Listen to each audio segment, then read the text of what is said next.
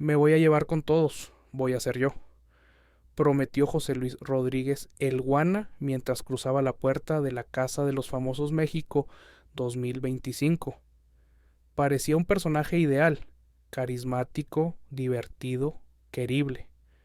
Pero 57 días después salió eliminado entre acusaciones de traición, favoritismo y estrategias oscuras. ¿Cómo se dio ese giro? Esta es la historia de un comediante que cruzó la línea invisible entre ser el alma de la fiesta y convertirse en el blanco del juicio popular. El 7 de febrero de 1987, en Celaya, Guanajuato, nació José Luis Rodríguez, un niño que desde temprano descubrió que la risa podía ser refugio, puente y escudo. Su infancia estuvo marcada por la cotidianidad de una ciudad industrial que no prometía escenarios ni reflectores, pero su imaginación, su impulso creativo y su necesidad de expresarse le abrieron otra puerta, la del escenario. A los 7 años participó en una obra local, ¿Qué tal Dolly?, donde sus compañeros, al notar su procedencia estatal, empezaron a llamarlo Guanajuato. Con el tiempo, esa etiqueta se transformó en El Guana, un apodo que llevó con orgullo, convirtiéndolo en seña de identidad. Durante su adolescencia se formó en grupos de teatro amateur de Celaya, en concursos escolares. Destacó por su habilidad para cambiar de emociones con naturalidad, pasando de la comedia al drama con una fluidez que desconcertaba. Fue ahí cuando se enamoró del teatro musical, donde podía cantar, actuar y bailar en un solo acto. A los 16 ganó una beca para un taller intensivo en León, Guanajuato. Allí conoció actores profesionales que le mostraron que el arte podía ser carrera, no solo pasión. Un año después, tomó una decisión irreversible: mudarse a Ciudad de México con poco dinero, una maleta y la dirección de un amigo que le ofreció su sofá. Los primeros años fueron duros: rechazos, audiciones frustradas, empleos temporales, pero también fueron formativos. Pronto logró colarse como ensamble en Jesucristo Superestrella y El Hombre de la Mancha. Y desde ahí no paró. Participó en Chicago, Los Miserables, El Violín en el Tejado, Vaselina, Rock of Ages, Bule Bule y José el Soñador. El Guana no era solo comediante, era actor de oficio. Sus compañeros lo conocían como un transformista escénico, alguien que sudaba ensayo tras ensayo sin quejarse. Pero el salto a la fama vendría por otro camino: la televisión. En Me Caigo de Risa, programa de improvisación y humor físico, encontró una nueva plataforma.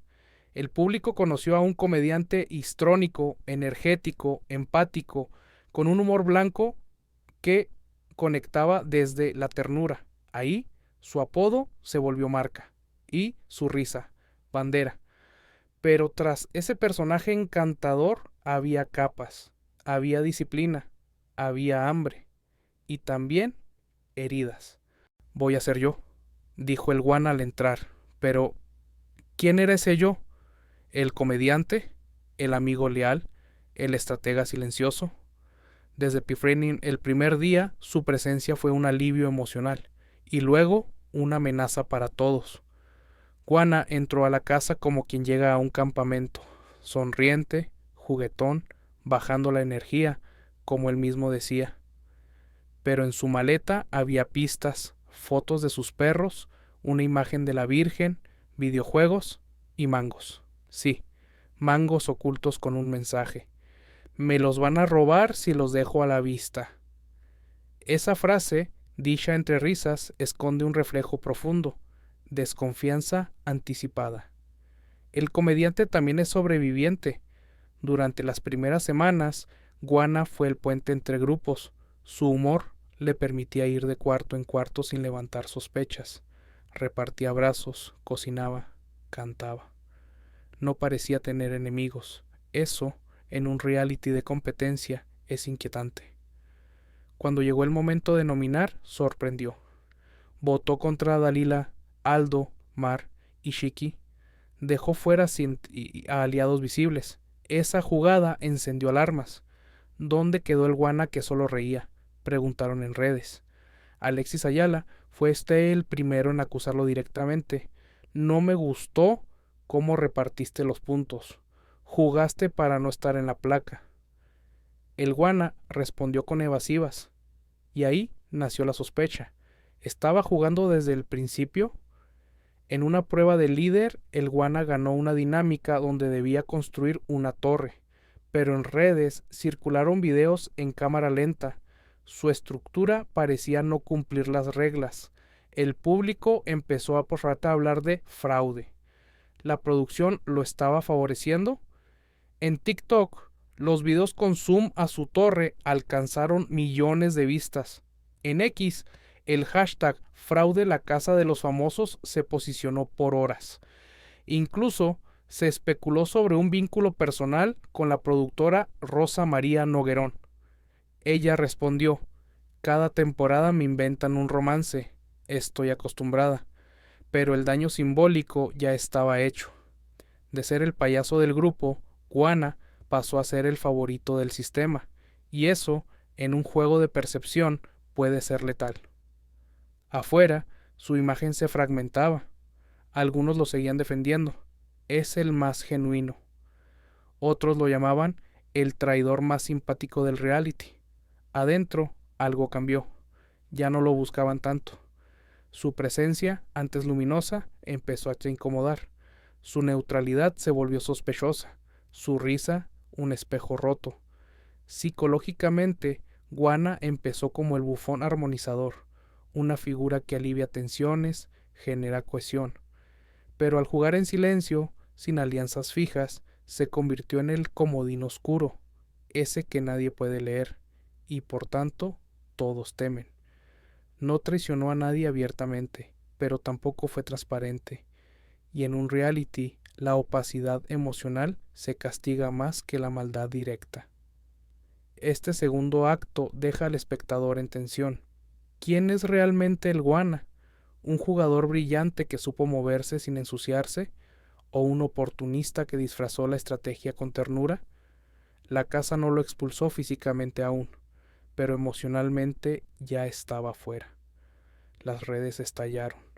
En una prueba de líder, el Guana fue declarado ganador pese a presuntas faltas en la ejecución de una torre de bloques.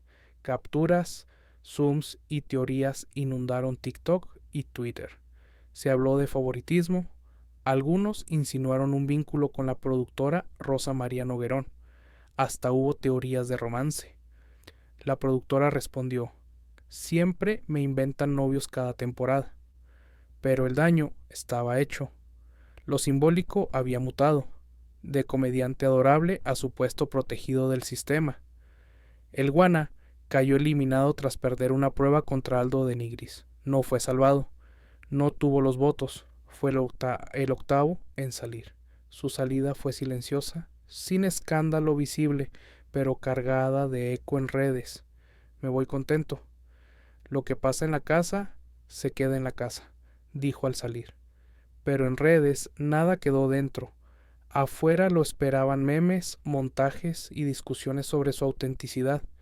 Psicológicamente, el Guana representa el arquetipo del bufón trágico, el que, con risa, disfraza estrategias. Su doble cara generó desconcierto, cercanía emocional por un lado y frialdad táctica por otro. La audiencia odia lo que no entiende. Guana no encajaba del todo en ninguna categoría. Era el amigo, pero también el jugador. El divertido, pero también el que calla cosas clave. Su juego limpio se volvió gris, ambiguo, y en esa ambigüedad perdió apoyo. Traidor, actorazo, el más genuino, manipulador simpático. En X, antes Twitter, los hashtags número Team Guana llegaron a ser tendencia. Videos con teorías conspirativas se viralizaron.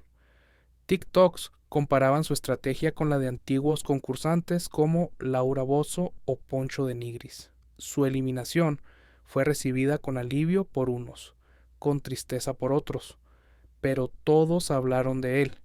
y en un reality, ser hablado es el premio y el castigo.